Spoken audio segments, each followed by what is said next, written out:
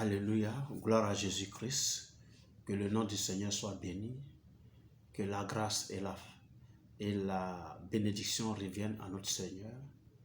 J'ai prie que son esprit nous assiste en ce jour lorsque nous sommes à sa table pour partager le pain que nous avons au menu en ce jour, le pain qui donne la vie éternelle, qui n'est autre que sa parole. Merci de te connecter à moi, merci de t'associer avec moi à cette table, merci de continuer à me suivre, merci de continuer à liker, à commenter, merci vraiment de prendre plaisir à ces instants. Partage les vidéos que nous faisons ici et le Seigneur te bénira au-delà de toute pensée dans le nom puissant de Jésus-Christ. Je vais donc poursuivre la série d'enseignements ou de vidéos sur le psaume 23. Nous avons parlé du verset 1, puis le verset 2 la dernière fois. Aujourd'hui, c'est le verset 3 qui est donc à l'ordre du jour. Et pour ce faire, je vais lire du premier verset jusqu'au verset 3 pour une bonne compréhension. Cantique de David. L'Éternel est mon berger, je ne manquerai de rien. Il me fait reposer dans de verts pâturages, il me dirige près des eaux paisibles. Et le verset 3 qui nous intéresse aujourd'hui, il restaure mon âme, il me conduit dans les sentiers de la justice à cause de son nom. Alléluia. Il restaure mon âme, il me conduit dans les sentiers de la justice à cause de son nom. Amen. Il restaure mon âme. Restaurer, c'est quoi concrètement? Restaurer, c'est réparer. Restaurer, c'est remettre en bon état. Et ce qu'on répare, ce qu'on remet en bon état, c'est ce qui est gâté, c'est ce qui est abîmé, ce qui est détruit. Alléluia. Donc, quand il dit « il restaure mon âme », ça dit « il répare mon âme », il remet mon âme en bon état. Amen. L'âme ici, c'est quoi? L'âme, c'est l'épicentre, j'allais dire, des émotions. L'épicentre de la réflexion, du raisonnement de l'homme, c'est l'épicentre de l'intelligence. Amen. Et quand nous parlons de raisonnement, quand nous parlons d'émotion, d'intelligence, quand nous parlons de réflexion ici, il est question ici de la personnalité de l'homme lui-même, ce qui le caractérise, son caractère, alléluia, c'est ça, son caractère, ce qui fait que c'est lui, alléluia, ce qui fait que c'est toi, ce qui fait que c'est moi, c'est ça, c'est l'âme qui nous caractérise cela, amen. Et ici, le psalmiste dit que l'Éternel restaure mon âme, c'est il restaure mon âme. Donc, il est en train de dire que Dieu restaure sa réflexion, Dieu restaure sa personnalité, Dieu restaure son intelligence, Dieu restaure ses émotions, Dieu restaure, c'est-à-dire sa compréhension des choses. Parce que c'est ça qui le guide, c'est ton raisonnement, c'est ta réflexion, c'est ton intelligence, c'est ta façon de voir les choses qui conditionne ta façon d'être et de faire. Tes mouvements, ton être, tout ça là, ta manière de parler, tout ça c'est lié à l'âme. Alléluia. Et la Bible dit que Dieu restaure l'âme. Amen. Donc Dieu répare l'âme. Dieu, comment dirais-je, remet ton âme en bon état. Mais pourquoi? Parce que l'homme naturel, très souvent, il est ancré au mal. L'intelligence de l'homme naturel le conduit toujours au mal. Il approuve ce qui est mauvais et il désapprouve ce qui est bon. L'homme naturel. Regardez un peu dans la société. Vous allez remarquer que un homme normal, c'est-à-dire en possession de toutes ses facultés mentales, psychiques que vous pouvez imaginer, il approuve par exemple l'adultère commis par un homme. Voilà. Quand quelqu'un commet l'adultère, on trouve que non, ah oui, surtout quand c'est un garçon, on trouve que non, c'est un garçon pile. On approuve ça. Or, c'est mauvais de tromper sa femme. Alléluia.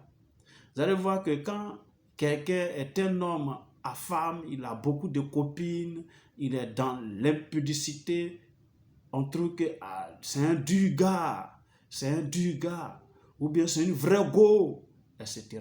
C'est mauvais, moi on approuve, parce que notre intelligence ne nous permet pas de considérer le côté mauvais de ces choses-là. Alléluia. Parce que ça, c'est l'homme naturel. Donc, forcément, l'homme naturel est orienté vers le mal, il est orienté vers ce qui est mauvais. Dans sa façon d'être, dans sa façon de faire, dans sa façon de réfléchir, dans sa façon de raisonner, il approuve ces choses-là. Fréquenter un maquis, une boîte de nuit, un bar climatisé, c'est approuvé. Et trouver même dans ces endroits-là des jeunes filles qui sont à moitié nues, on approuve ça. Alors qu'on sait que le vêtement est là pour couvrir le corps et notamment les parties intimes. Mais dans ces coins-là, ce sont ces parties intimes qui sont exhibées et nous les approuvons. Parce que c'est ce que notre intelligence nous donne d'avoir. En réalité, nous avons l'intelligence, nous avons notre âme qui est tordue, notre âme qui est gâtée, notre âme qui est abîmée, que Dieu vient restaurer. Alléluia. Et nous disons que quand Dieu restaure ton âme, donc restaure ton raisonnement, ton intelligence, restaure ta réflexion, n'est-ce pas? Alors tu vois désormais les choses comme Dieu les voit. Alléluia. Tu ne vois plus les choses comme les gens du monde les voient, mais tu vois les choses comme Dieu les voit, selon Romains 12, verset 2, il dit « Soyez transformés par le renouvellement de l'intelligence, afin que vous discerniez quelle est la volonté de Dieu, ce qui est bon, ce qui est parfait et agréable. » Alléluia. Donc quand on atteint ce niveau-là, l'Éternel a donc restauré notre âme. Il a remis notre âme en bon état. Parce que l'âme qui est remise en bon état, là, c'est une âme qui sait considérer les choses, qui voit ce qui est bon et qui dénonce ce qui est mauvais. Quand l'Éternel restaure ton âme, tu vas voir que non, fréquenter un maquis est abominable à tes yeux. Un bar climatisé est abominable parce que tu découvres maintenant, parce que ton âme est remise en bon état, alors tu découvres que dans ces endroits-là, on vend l'alcool, on vend le sexe, on vend la musique moderne qui n'apporte rien à ton âme, qui ne fait que souiller ton âme. En réalité, l'âme de l'homme naturel est souillée. Parce que le diable travaille à cela. Alléluia. Et vous allez voir que quand Dieu restaure ton âme, alors tu fais de très bons choix. Amen. Tu fais de très bons choix. Tu n'es plus dans les choix émotionnels, mais tu fais de très bons choix selon Dieu, selon l'orientation de Dieu. Alléluia. Tout ce que tu fais là, tu demandes la vie du Seigneur d'abord. Tu demandes que Dieu te guide. Alléluia. Vous voyez, c'est de ça qu'il est question. Quand tu fais de Jésus ton berger, c'est ce qu'il fait.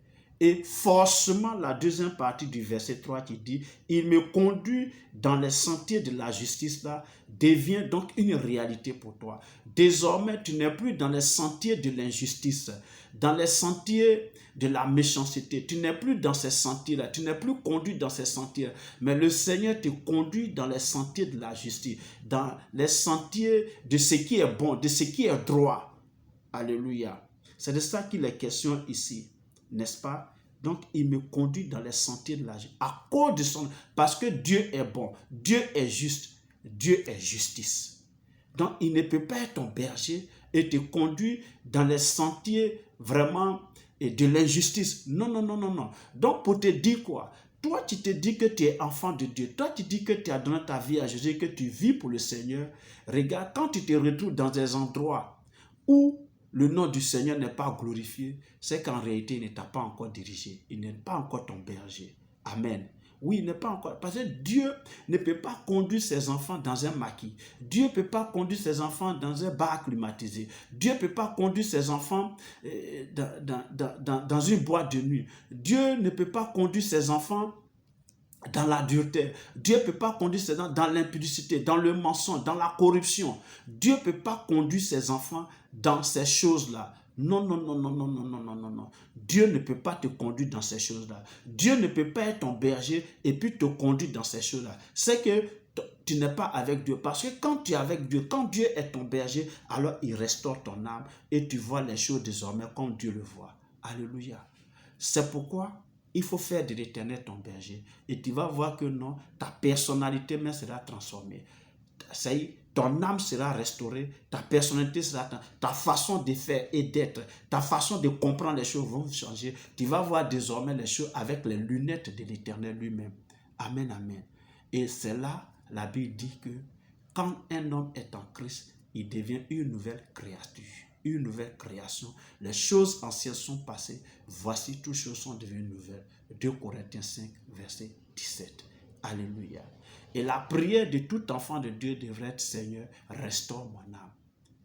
Vous voyez comment il s'appelle? Jacob, la Bible dit quand il a lutté avec un homme toute une nuit, et à l'aurore, l'homme voulait partir et dit non, il s'est agrippé à lui: non, je ne te laisserai point partir si tu ne m'es béni. Mais Jacob était à la recherche de quelle bénédiction? Il était vachement riche. Les femmes, il avait 2 femmes, et sans compter les servants de ses femmes avec qui il a pu faire des enfants. Il avait beaucoup d'enfants, beaucoup de biens. Il parle de quelle bénédiction ici? Mais regardez un peu la déclaration de Jacob. Il dit: j'ai vu Dieu face à face et mon âme a été sauvée. Oui, je ne vois plus les choses comme avant. Mon âme a été sauvée. Moi, Jacob, l'usurpateur, le trompeur, le menteur, j'ai été transformé, j'ai été changé. Que tu croises Dieu face à face et qu'il restaure ton âme au nom de Jésus-Christ. Merci de m'avoir écouté. Merci de m'avoir suivi. Merci d'avoir pris plaisir d'être à la table du Seigneur. Et je crois et je pense que cette portion de l'Écriture t'a fait du bien au nom de Jésus-Christ. Porte-toi bien et nous sommes à la prochaine dans le nom de Jésus-Christ. Amen.